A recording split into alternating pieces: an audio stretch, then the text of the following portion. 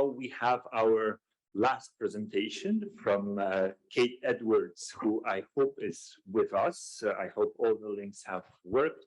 And before I hand it over to Kate, of course, mentioning that she's a trailblazer in the video game industry, and we're really very grateful, Kate, that you are with us. And we're really keen in listening what you have to tell the video game developers here in Serbia, as well as the region, and as we know about by some of the participants who have joined from across the world. Kate, please, the floor is yours.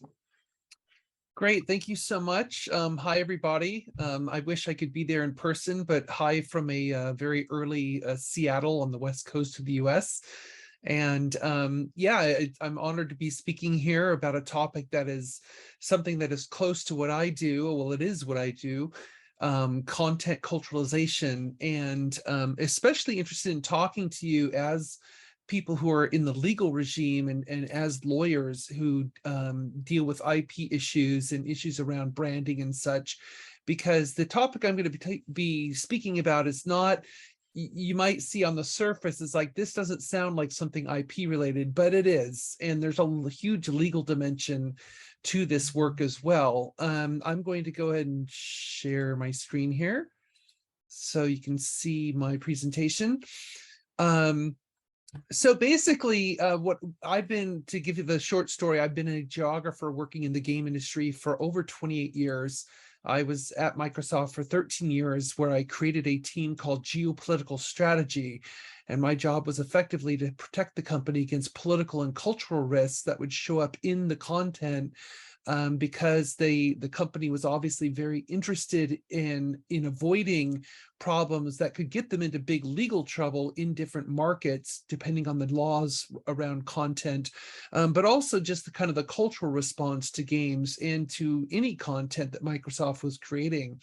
And then I left that role after 13 years in 2005 and have been consulting on this topic ever since then.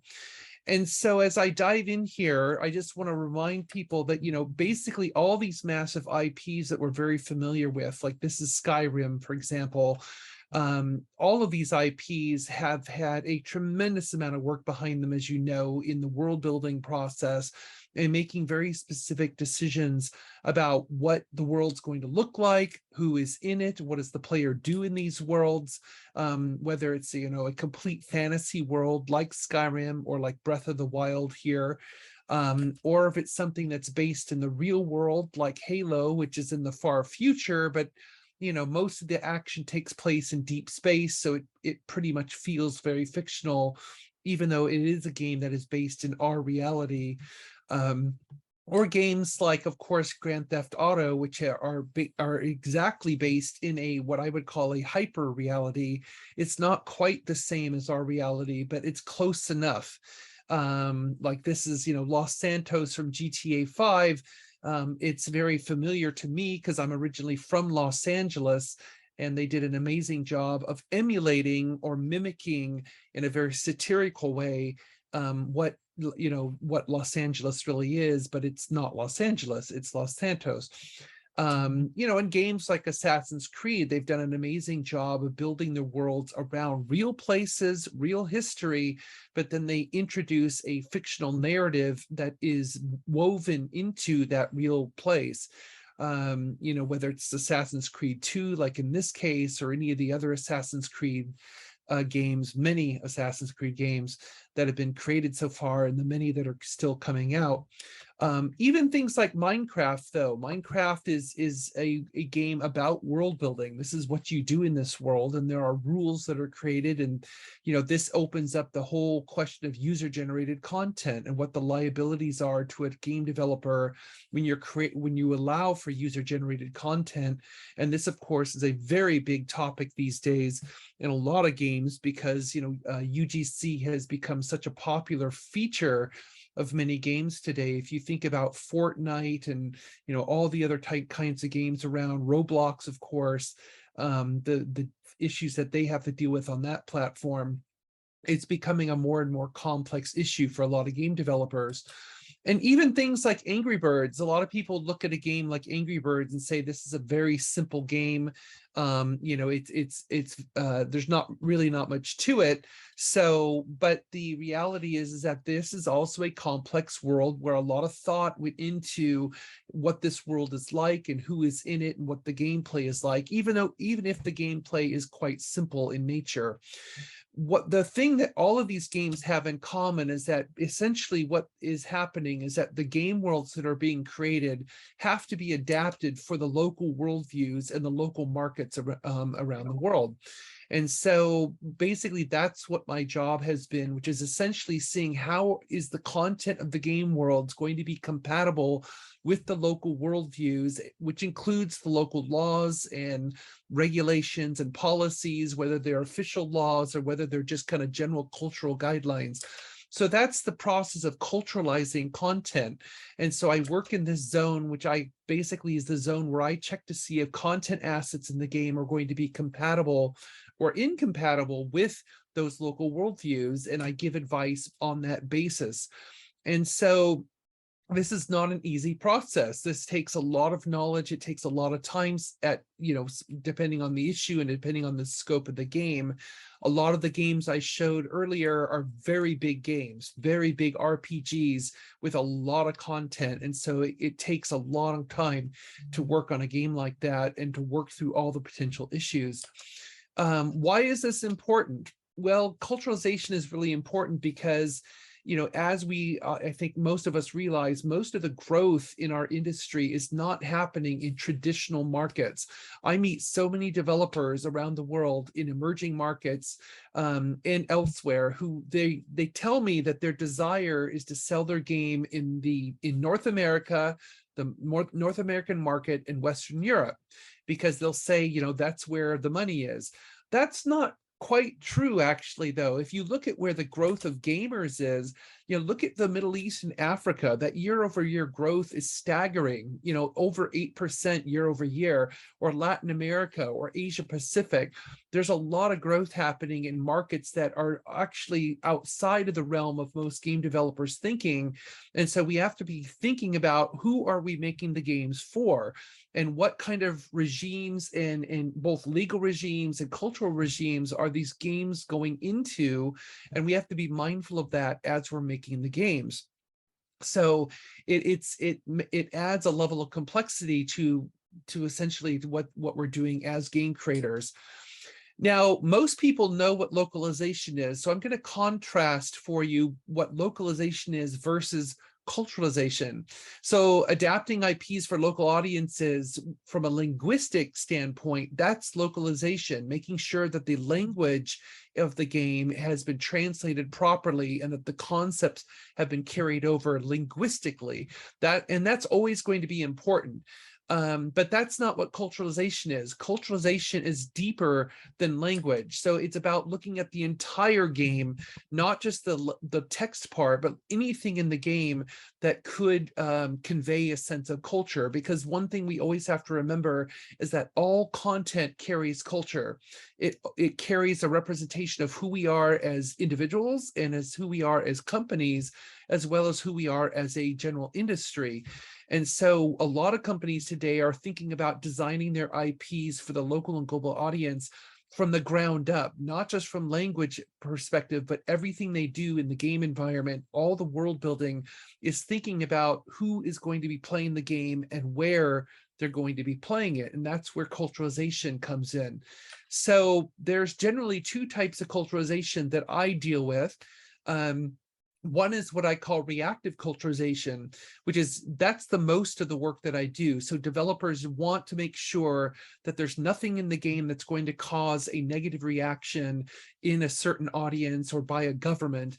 And so I look for things that might be potentially problematic, like a symbol, a gesture, a flag, anything like that could be an issue. Proactive culturalization is when we actually look for ways to enhance the experience for a specific market, or to do something that's going to appease a certain, a certain regulation in a certain country. So we do things to basically make sure that we adapt that content in a way to make it feel more local for that particular market. So here's an example of reactive culturalization. This is a scene from Fallout 3 that I worked on years ago. And this is a two-headed Brahmin bull that wanders through the post-apocalyptic landscape of Washington, D.C. Now, this is the reason why Fallout 3 did not sell in India, because in India, they have laws that actually protect real Brahmin bulls from being harmed, because a Brahmin bull is sacred to the Hindu faith. And so when they use this virtual representation of the Brahmin bull, which as you can see is mutated and it's not quite healthy because it's actually radioactive, there was a fear that those laws that applied to the real bull would also apply to a virtual representation of that sacred animal. And so they were too, basically they were too nervous about releasing the game. Unfortunately, the developers, they did not have the time to go in and swap this out for something like, for example, my poorly photoshopped two-headed horse, which would have been perfectly fine. A horse would have been no problem at all. But because they had specifically chosen a Brahmin bull, that is the reason why this game did not sell in India. So proactive culturalization, however, is when we look for ways to enhance that experience. So this is an example of from Temple Run, which I've worked on, where we did a special version of Temple Run for the Dia de los Muertos holiday in Mexico. And so this was targeting Mexico specifically because it's a holiday that is very special and meaningful to the people in Mexico.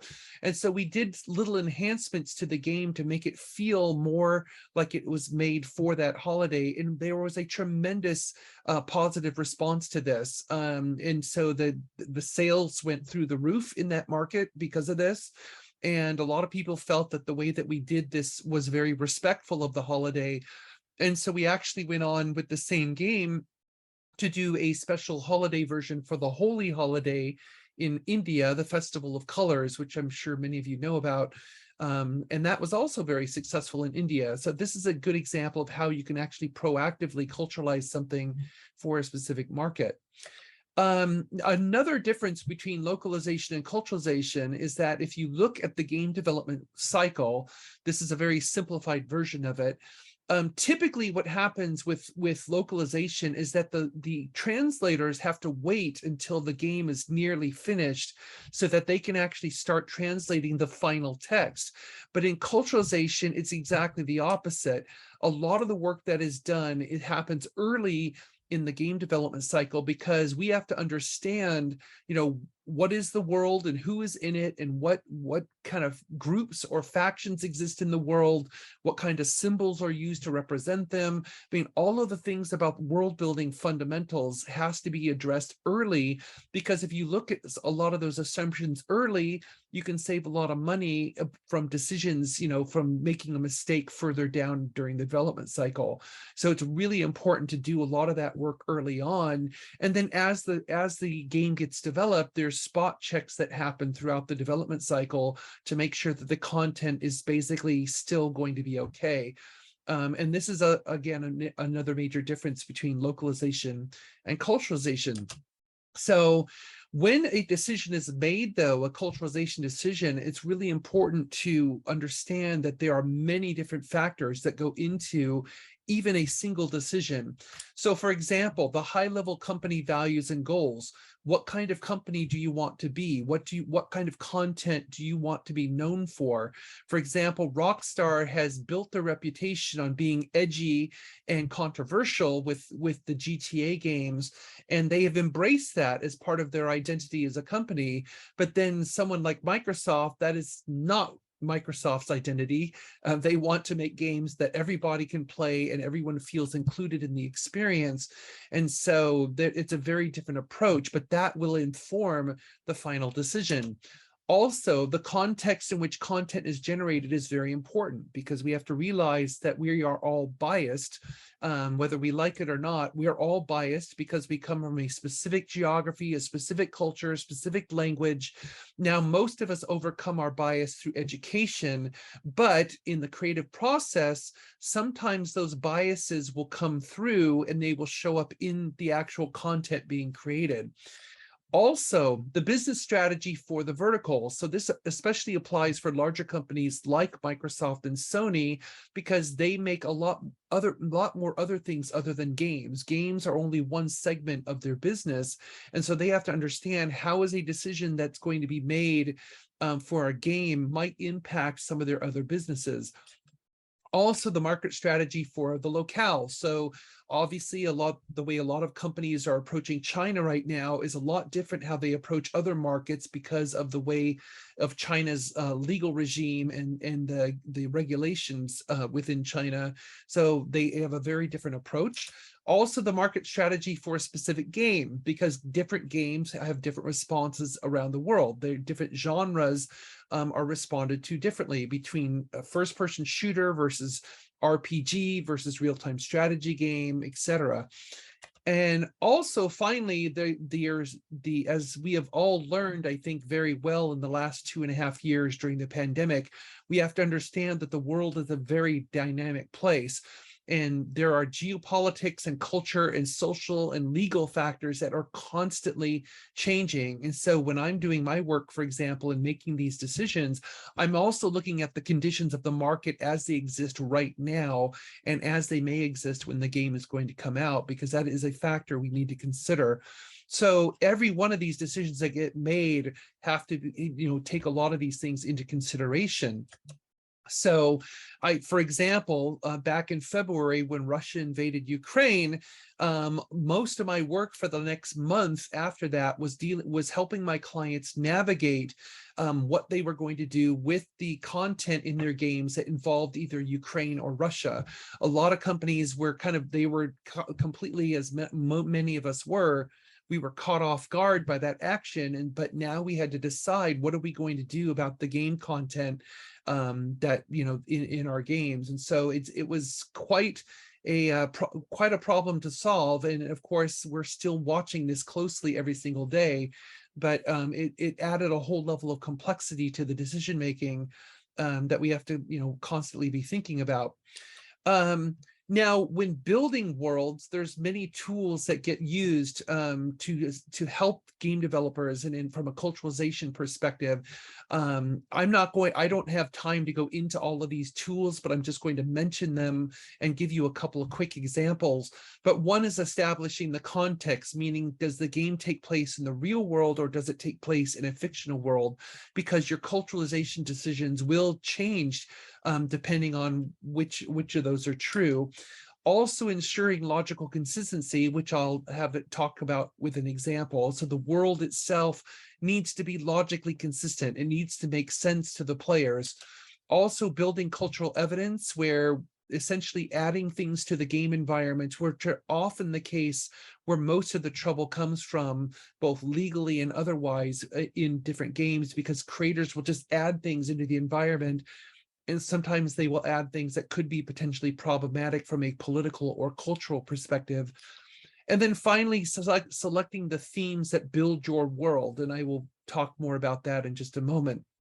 So logical consistency, what I mean by this is essentially that all the elements that are in the game need to be logical for that world. So for example, this is a game called Cameo that I worked on years ago, and it is a completely fictional world, a complete fantasy world. And you can see that on the side of the road, there were these grave markers. And so an artist used a wooden cross as a grave marker. And the problem with this is that there is no Christianity in this universe. So why would they use a wooden cross to indicate a grave marker? So that cross is not logically consistent with the world, and it doesn't make any sense to be there. And if this was some other kind of symbol that we know in the real world, you never know, that could be a potential problem in a different culture. And so this is one of those things where essentially the artist was frankly being a little bit lazy with their creation. And so they had to change this and put in a marker that would be more appropriate for this universe. So they basically had to use their creativity and come up with something that would make sense. So and so we have to be very careful about this, because sometimes there are elements added to a game environment that are not logically consistent and therefore can cause a potential reaction. Building cultural evidence, like I mentioned, is another area of sensitivity. So for example, this game was called Pocket God, and it basically, the whole point of this game was to find creative ways to kill the indigenous people who are living on this island. So which the representation of these people is already a problem, because there were people responding to this who are from Polynesian cultures, for example, who were angry at the kind of primitive depiction of the people here.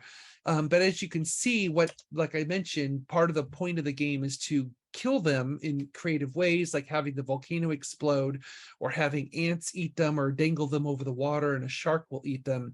The problem with this, though, is that the object there on the right side of the island, that stone head, that is a piece of cultural evidence. And as you may recognize it because it is called a moai that exists in one place on Earth, on Easter Island. And so when the creators decided to use that piece of cultural evidence, that moai, they instantly made this a specific culture. So even though the developer was saying that, no, it's just fictional, it has nothing to do with the real world, the use of that object made it exactly the real world. And so now they can understand, why are people from Easter Island and why are people from Polynesia complaining? Because you made it a real culture by using that object. And so in a later version of the game, they actually moved the moai out and used a unique object instead. So and it showed, in which, you know, the moai it showed up in a lot of different games that I've seen, because it's a common cultural object that a lot of people understand, but they may not understand the cultural connection it has to the people. Now, one question I often get is why is a geographer working in the game industry? And it's a great question, because I can tell you that one of the reasons why geographers are ideal for world building and helping with world building is because we spend all of our time deconstructing the real world. And so any map you have ever seen, any piece of cartography, is a world rebuilding exercise. It is basically us taking all the facts that are out there in the world and generalizing them into the form of a map that gives you some kind of message from the map. And that is essentially world building. Cartography is world rebuilding. And so a lot of geographers, we look at the world as thematic layers, like this diagram shows, and we use geographic information systems to organize those layers. And so when we're building a map, we can pick and choose which layers are going to be useful to build our map, in much the same way that game developers will pick and choose different kinds of themes that go into their game to build the game's world. And so there's all kinds of different thematic layers that a game developer can use to build the whole environment. But it's not just about the physical environment, it's about everything that is in the game. So for example, climatology, the geophysical world, the biosphere, animals and plants, demographics, like people who are there, or species that are there, gender, age, ethnicity, cultural identities, language, the history of the world, cultural systems like religious systems, political systems, economic systems.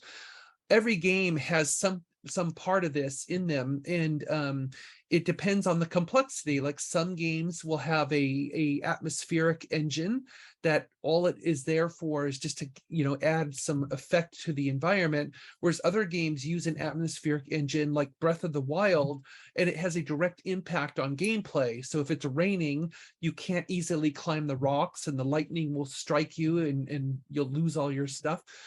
So it depends on, to the game developer, really how much of these layers impact that world or not. And so every developer picks and choose, just like the way a geographer does for building a map. They pick and choose which layers are going to be most appropriate for their world. And so what I want to focus on, because I don't have a lot of time, is focus on the most challenging themes for game IPs, those layers that have generally caused the most problems in the years I've been doing this work. And these layers are which you might guess what they are, but they're the use of history, real world history, anything related to faith systems, representation of people, intercultural tension, and don't worry, I'll explain this a little bit more. and also what I call geopolitical imaginations, which again, I will explain that further.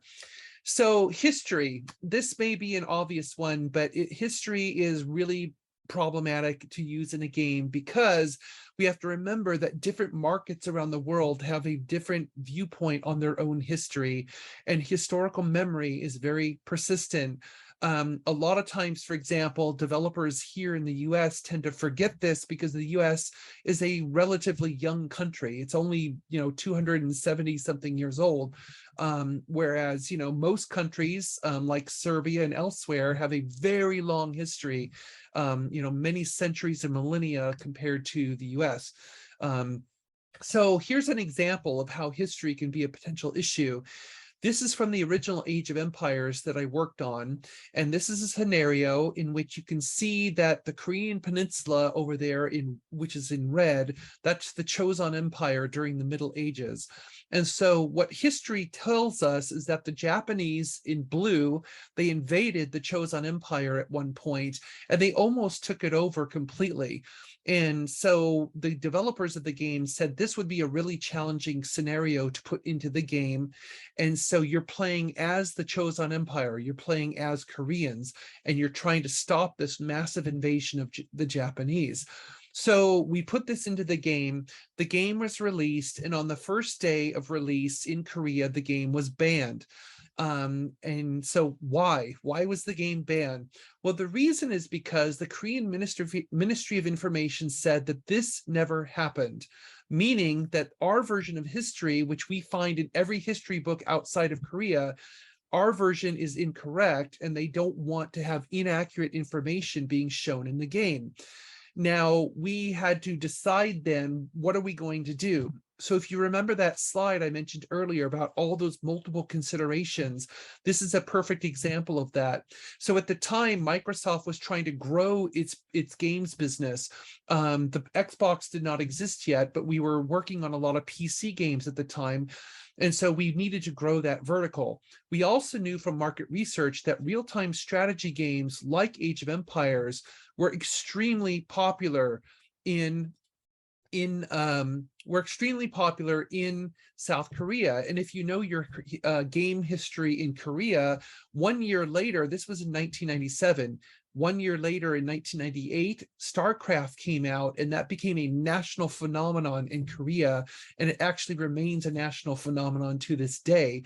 And that is a classic real-time strategy game. So we knew that basically we had to release this game into Korea. We felt that we had no other choice. So what are we supposed to do? What we have eventually decided to do was release a patch only for Korean players that shows a changed version of history. So Korean players would download this patch in order to run the game, and they would see instead of the Chosun Empire being invaded by Japan, the Chosun Empire was invading Japan instead, which is a completely fictional device that never happened. So as you can imagine, this created a huge debate on the team about the nature of truth and ethics. Which was a good debate to have, because every company should talk about these issues openly, whether or not this is something they really want to do. And Microsoft felt it was the right decision from a business standpoint. But I had to remind them that a few years earlier, when I was working on Encarta Encyclopedia at Microsoft, we had different heights for the mountain Mont Blanc in the French and Italian versions of the encyclopedia, because at the time, the governments did not agree on the exact height of the mountain. It was off by a few centimeters, but because an encyclopedia is an educational resource, we had to comply with the local regulation and local educational mandate. And so we had to have the heights different in the two different versions of the language of the encyclopedia. So we had already set a precedent for changing facts in order to meet the local expectation. And this is just a more blatant example of that, of changing history in order to satisfy an entry requirement into that market. Now, faith, of course, is another topic which gets very complicated.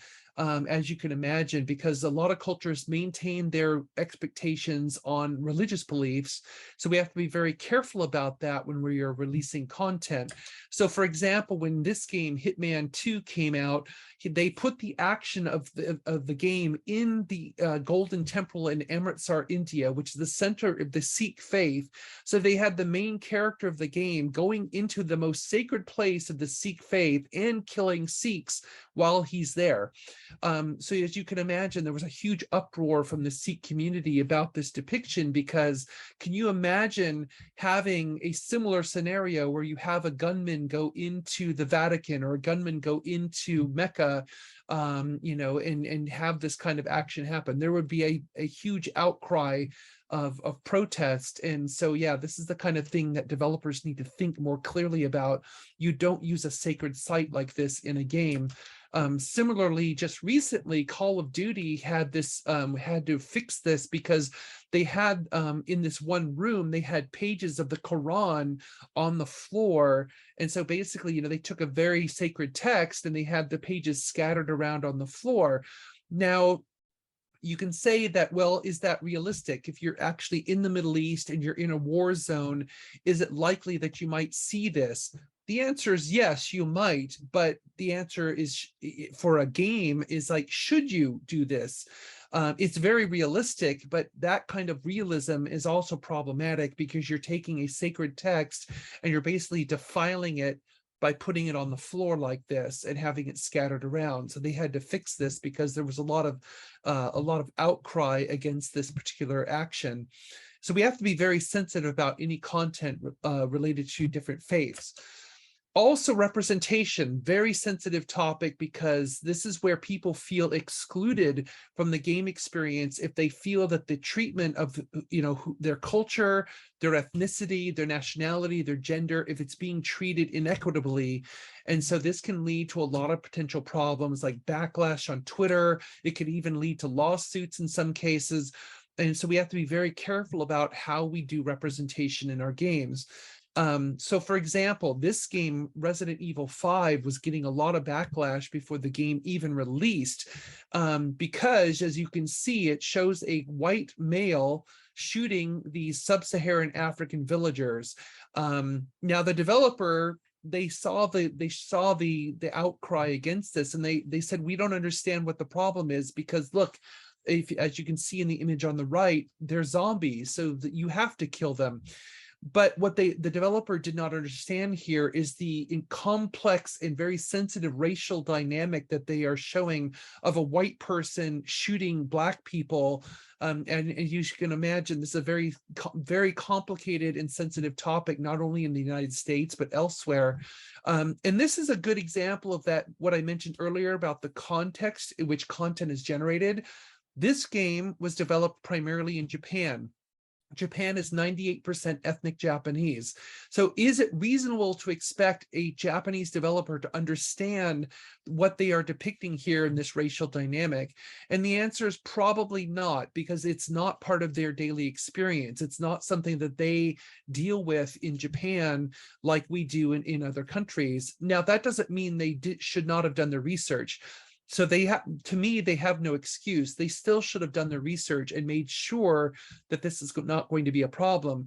But this way of representing this racial dynamic is very complicated and problematic. And so they did fix it before release, because they had other people of other races being involved in shooting. But anyway, this is something that can be very complicated very quickly, and you can only imagine what the Twitter storm would sound like with this.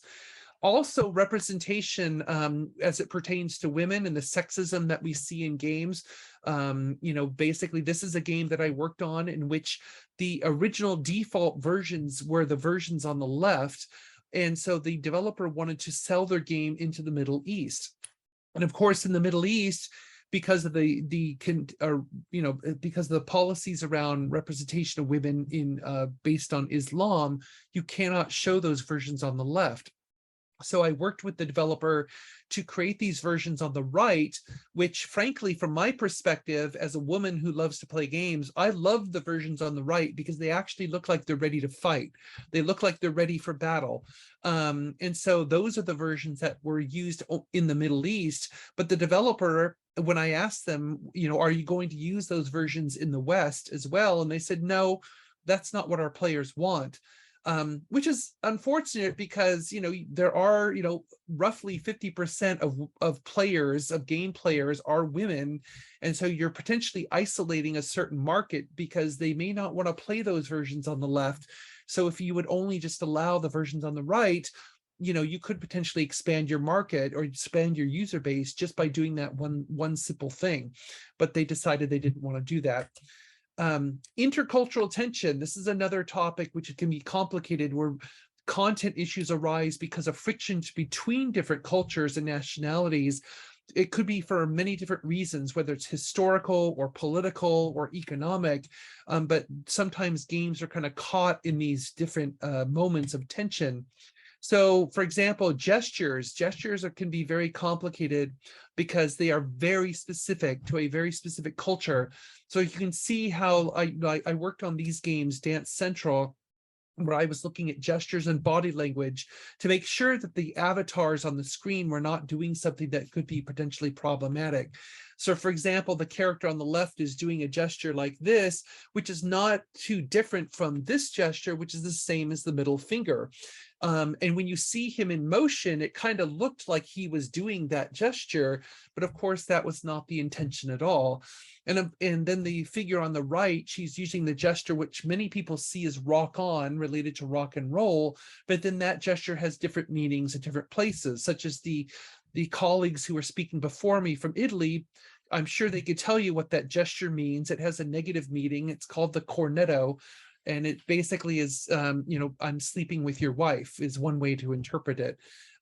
So we have to be really careful about that kind of stuff with gestures. And then finally, this category that I call geopolitical imagination. So this is where governments, they like to reinforce their national sovereignty and what they believe they own in terms of territory. So we're basically talking about the use of maps. Maps or flags or anything related to nationality tends to be highly sensitive in different markets. So, for example, this is a options screen from Ninja Gaiden that I worked on years ago. And this was the default screen as you can see it. And you can see that one line where it says country select, and it has the Taiwan flag, and then it says ROC. ROC meaning Republic of China. This, as you see it, will get you instantly banned in China. And the reason is because, first of all, you're using the Taiwan flag that you cannot use in China. You're also using the term Republic of China for Taiwan, which is also forbidden in China. And then you're using the term country. So basically, you're making a very political statement here by saying the Republic of China is a country, and so you can imagine from a PRC standpoint, this is very volatile. And so, but there's an easy way to fix this. If you watch the screen, basically you take the flag out because it's redundant information, and then you use the term Taiwan because it's acceptable to both China and to Taiwan. And then you use the term country/region because now you're not asserting whether or not Taiwan is a country. Basically, you're leaving it up to the user to interpret whether or not Taiwan is a region of China or if it's a country of its own. And so you kind of walk around this issue delicately and move away. So this is something that outside of the game industry, I do a lot of work as well. And so, like, for example, I helped Google perfect what we call domain tailoring of maps. So when you go to different internet domains, there are different regulations in different domains as far as how the map must appear. So in northern India, for example, most of the world sees the version on the left, which shows Kashmir as a disputed area, all divided up with dotted lines. But in India, by law, you must show Kashmir as Indian territory or else your content will not be released. And so that's why the map on the right, you have to show it that way.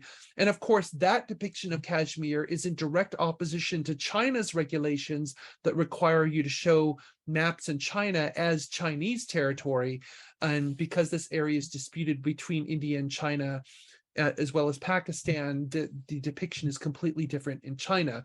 So it makes things very complicated very quickly.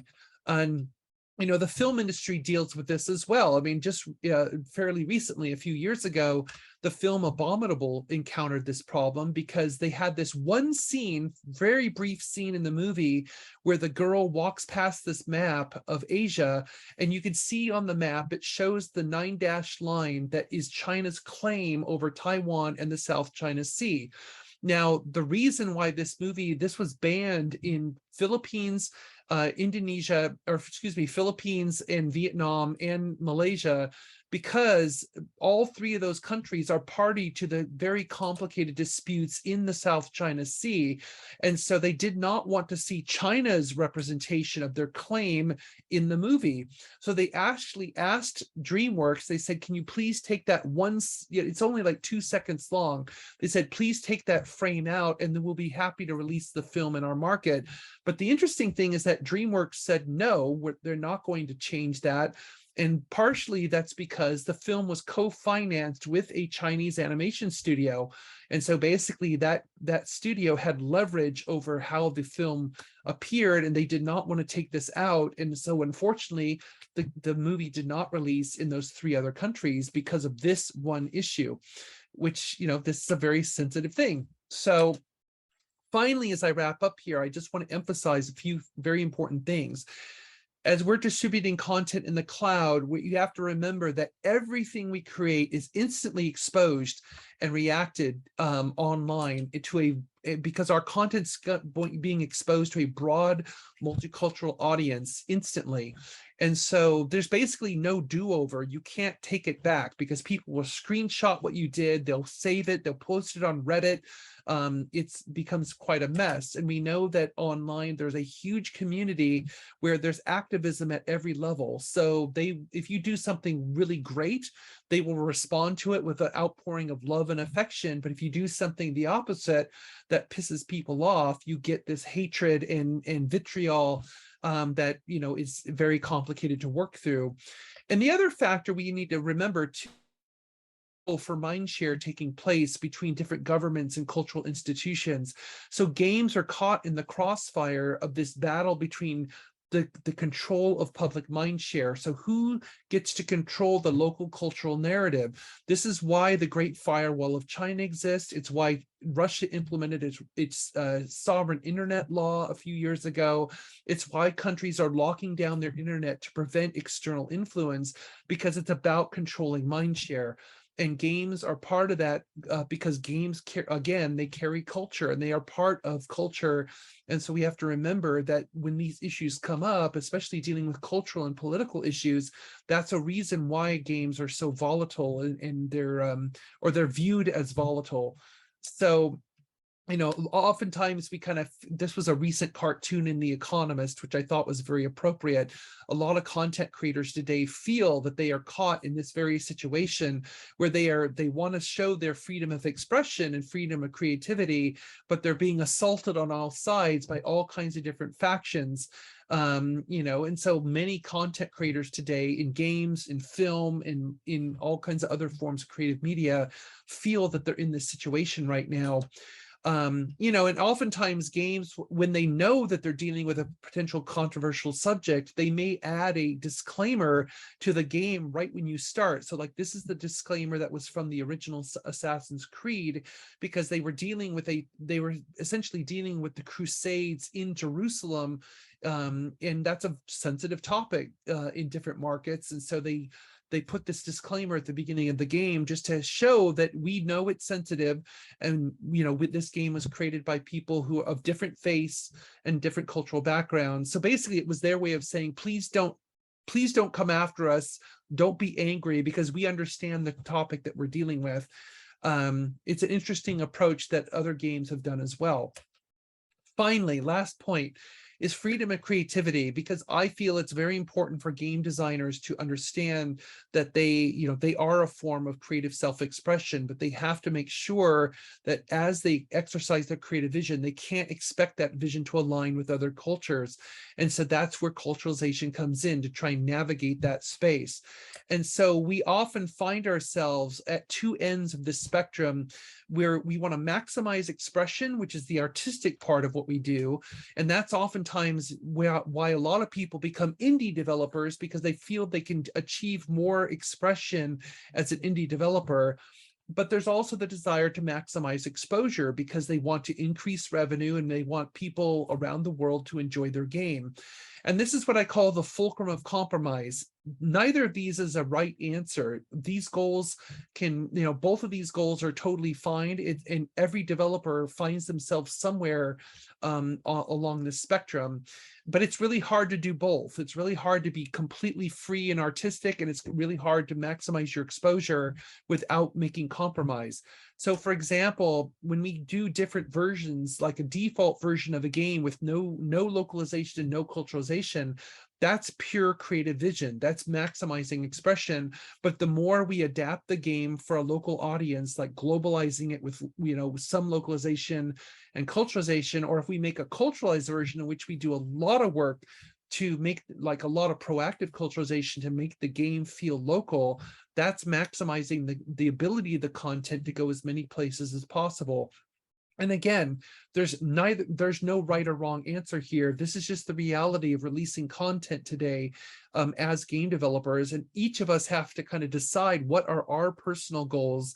And as companies, we need to decide, where do we stand on, what kind of content we're going to release.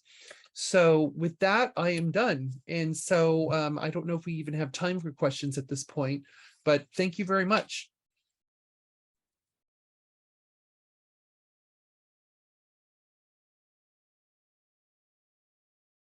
And we don't have time for questions, but we'll ask them anyway.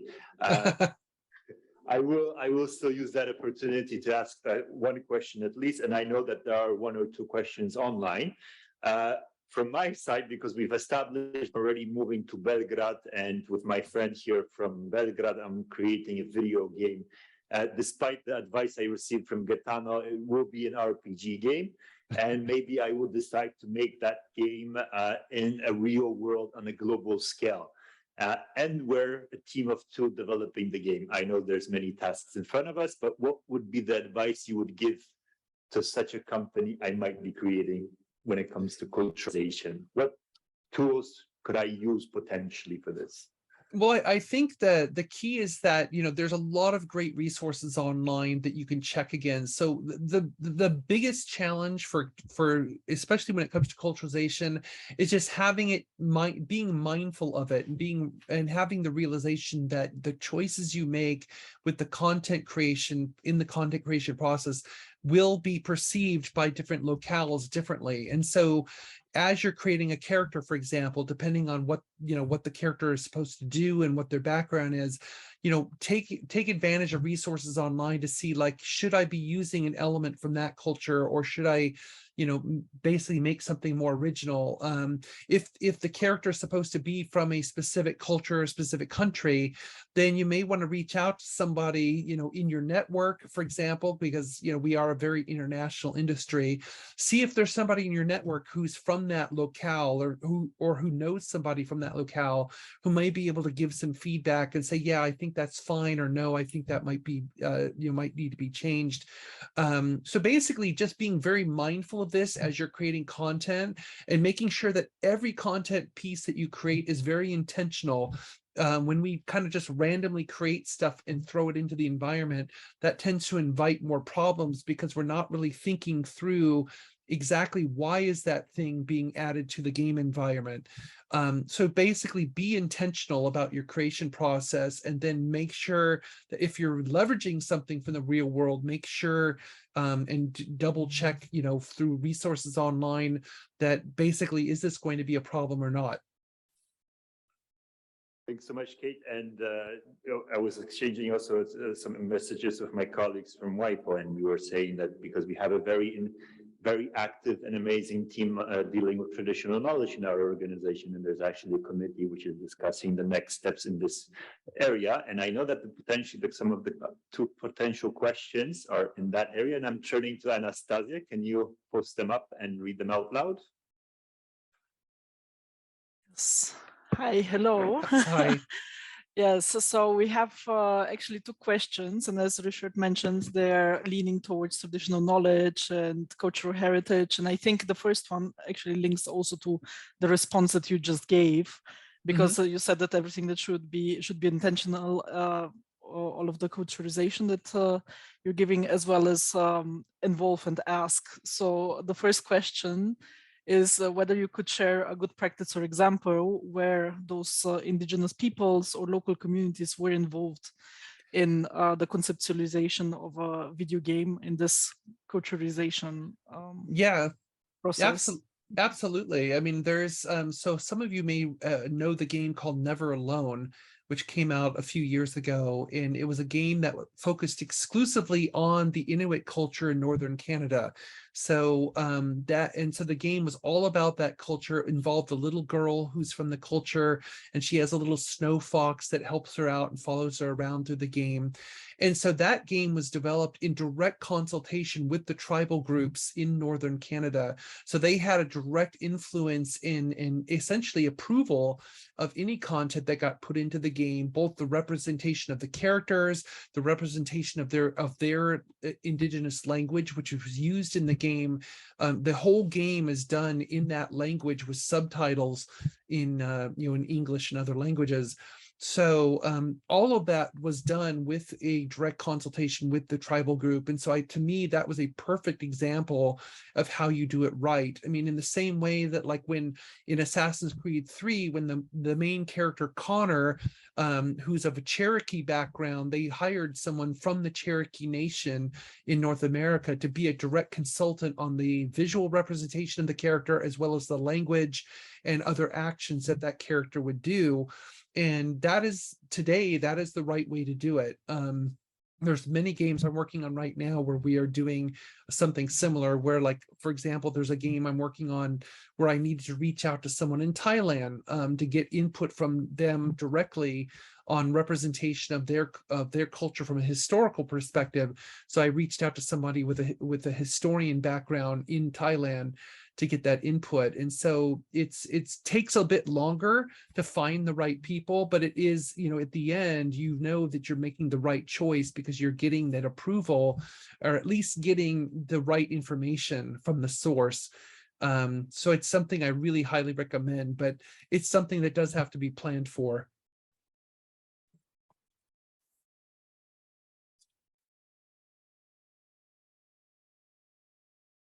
Sorry, and thanks so much, Kate. And Anastassia, I guess there was a second question, if I remember.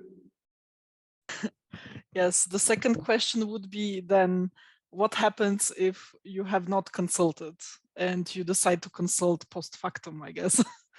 So it is going to be like, how do I properly give due credit to the intangible or tangible cultural heritage, and maybe to the peoples and communities that I have been inspired by or have used in my video game?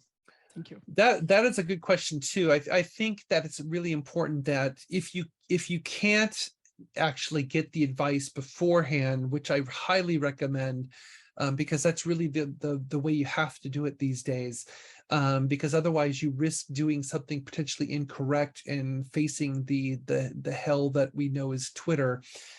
So we have to be really careful about that. But what I would do in terms of giving credit is you could actually make some kind of statement in the credits of your game or somewhere in the game where you basically, call out that culture, and you say, basically be thankful to the sources. Like if you have something in your credits of the game that highlights the sources that were used, or if you don't have a source section, then actually make one that says that these are the sources that we leveraged, and we would like to thank, this culture, something to that degree, so that you can at least acknowledge the fact that you use the culture and that you're acknowledging that, and in a respectful way, But the best thing you can do, though, like I said earlier, is if you can find somebody from that culture and basically give them credit, cultural, as cultural advisor or whatever, however you put their title, but give them credit for helping you out. And, sometimes all it's a matter of, like, you could reach out to somebody at a local university and ask for their advice on a specific culture. I've done that many times. Here in Seattle, we have the University of Washington. And so there's times where I've reached out to people there who have that expertise. And of course, they get credited in the game because they contributed. Even if they gave, even if it was just a 1 hour call, that's still contributing to the game, and so they got credited for their help.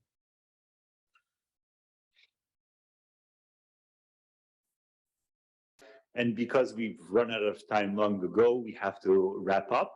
Okay. Thank you, Kate and Anastassia.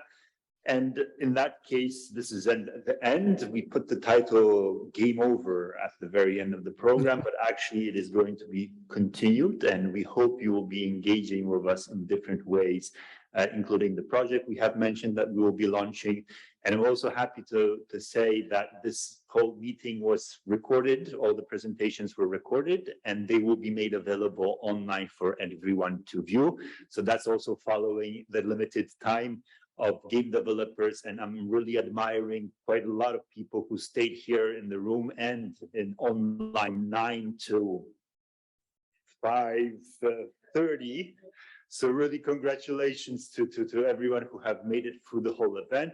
But everything will be also posted online, so you'll be able to review it and, of course, share it further on, because some of the presentations might be even more interesting than the others, depending on which area of IP or which area of the video game you're working in. So again, encouraging also to follow WIPO, follow the IP office, follow SGA, the work of the Chamber of Commerce. I have to right here say, once again, thank you so much to the EPO, and I have to admit that mostly, of course, to Daniela, who was the person coordinating everything in the background as well as in the forefront.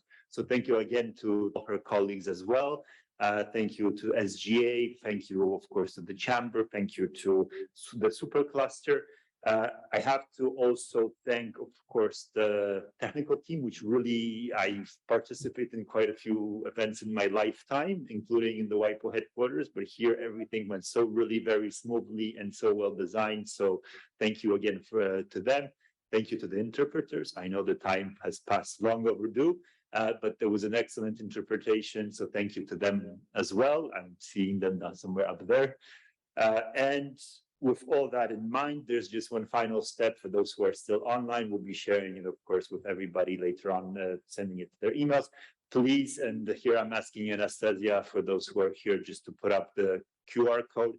It's a UN family organized event. So we also want to have an evaluation, but we want to learn from you and to tell us what could be done better in the future, and be honest with this, because at the end of the day, as I said in the very beginning of the event and in my presentation, WIPO and together with all our partners, we are really here to help the game developers. So any way we can do that, any way we can improve doing that, please do let us know, either through the evaluation, of course, as well as contacting us directly. And chwała wam wszystkim.